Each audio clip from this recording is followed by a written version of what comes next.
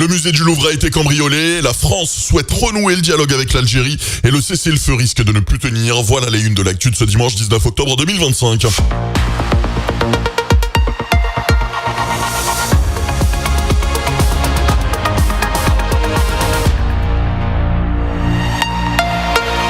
Un vol spectaculaire a eu lieu ce dimanche matin au musée du Louvre à Paris. Des bijoux d'une valeur inestimable ont été dérobés dans la galerie d'Apollon qui abrite notamment les diamants de la couronne.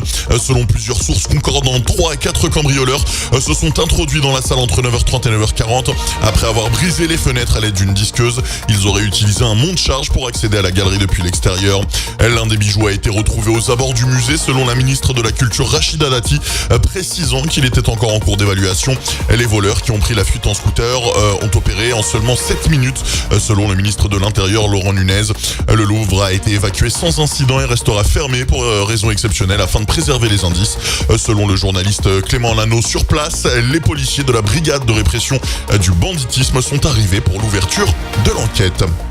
Dans le même temps, Laurent Nunez a aussi évoqué la situation diplomatique avec l'Algérie. Le ministre de l'Intérieur souhaite renouer le dialogue avec Alger sur les questions de sécurité et d'immigration. Après plus d'1 an de crise entre les deux pays, il a reconnu qu'il n'y avait plus d'échanges sécuritaires avec l'Algérie, une situation qu'il juge problématique.